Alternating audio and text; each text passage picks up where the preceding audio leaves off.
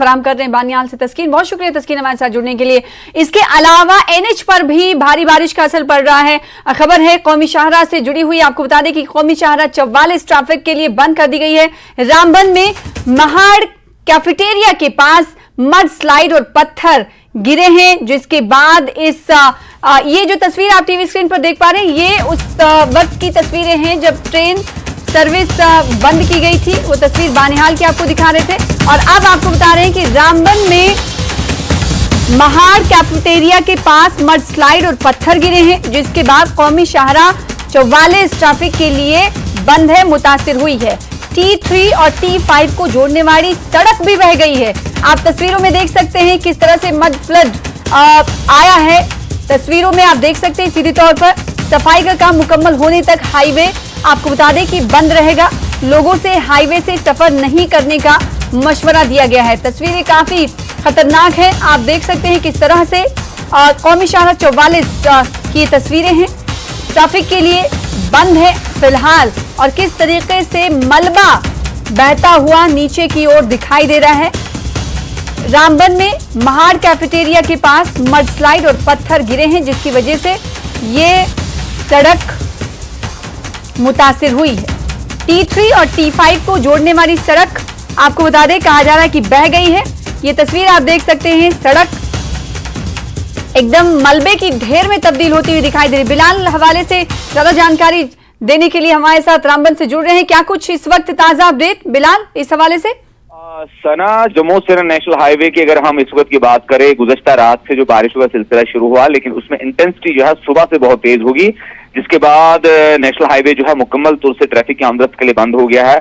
जिसमें जो पहली इतलात हमारे पास थी उसमें यह था कि कैफेटेरिया मिहाड़ के दरमियान जो है मड स्लश ने नेशनल हाईवे को ट्रैफिक की आमदरफ्त के लिए बंद किया है। लेकिन उसके बाद पंथियाल का जो T5 टनल जो है रिसेंटली उसको इनॉग्रेट करा गया था, जिसमें ट्रैफिक छोड़ा गया था, हाँ। उसके सामने वाला स्ट्रेच था वो पूरी तौर से वो वॉश अवे हो गया है। ऊपर से नाले के ऊपर से मलबा जमा किया गया था, मलबे के ऊपर इस रोड को तामीर किया गया था।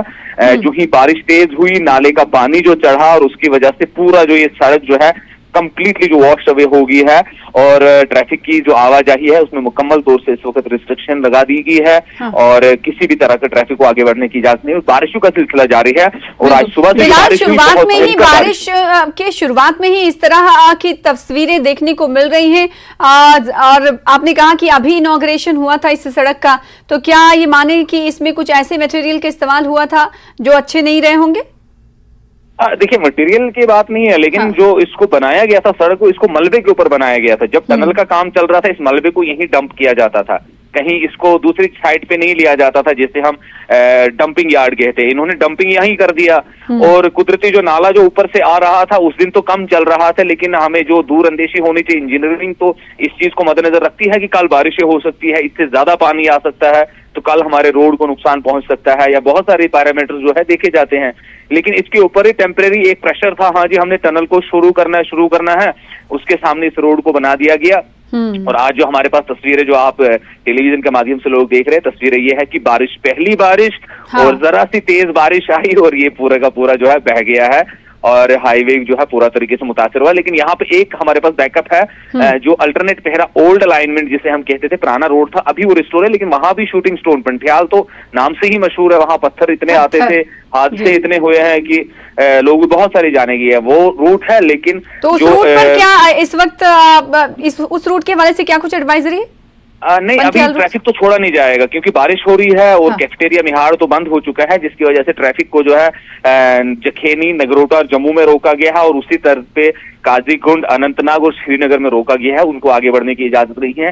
जैसे कि महकमा मौसमियात की पेशन गोई है कि बारिशें होनी है और 10 तारीख तक का प्रेडिक्शन है, इसी तरह बारिशें होनी है। तो आने वाले दिनों में पता लगेगा किस तरह से हालात बनते हैं, हाईवे को किस तरह से रिस्टोर किया जाता है और ट्रैफिक कैसे चलाती है एडमिनिस्ट्रेशन, वो आने वाले दिन बताएगा। इसके अलावा अमरनाथ यात्रियों के जत्थे को भी आगे बढ़ने की इजाजत नहीं दी गई। जो कल जत्था रवाना हुआ था वो अभी क्या रामबन में ही स्टे किए हुए?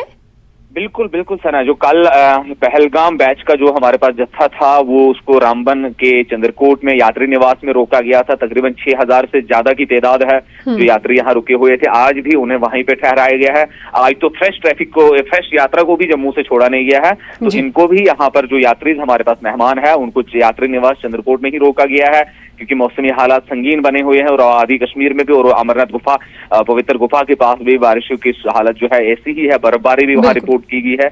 तो इसलिए सबकी हिफाजत के लिए और यात्रियों की हिफाजत के लिए इस फैसले को लिया गया है कि फिलहाल यात्रा को नहीं छोड़ा जाएगा और चंद्रकोट में ही तो पहली बारिश का असर जम्मू कश्मीर के मुख्तलिफ इलाकों में किस तरह से पड़ रहा है उसको दिखाती हुई तस्वीर ये जिला रामबन के कैफेटेरिया के हवाले से और इसके अलावा T3 T5 को जोड़ने वाली सड़क की तस्वीर हम आपको टीवी स्क्रीन पर दिखा रहे हैं। इसको लेकर बिलाल हमें अपडेट फराहम कर रहे थे कि मलबे पर ये बनाई गई है सड़क और ये मलबा अब कहीं ना कहीं बहता हुआ दिखाई दे रहा है पहली ही बारिश में। बहुत शुक्रिया हमारे साथ जुड़ने के लिए बिलाल, इस खबर पर ज्यादा जानकारी देने के लिए। तो जम्मू कश्मीर के मुख्तलिफ इलाकों में भारी बारिश हो रही है और भारी बारिश का असर कहीं ना कहीं आवाम की जिंदगी पर भी पड़ रहा है और अमरनाथ यात्रा पर भी पड़ रहा है, NH पर भी पड़ रहा है, साथ ही साथ रेल खिदमत भी मुतासर हो रही है। फिलहाल इसी के साथ News@9 में इतना ही।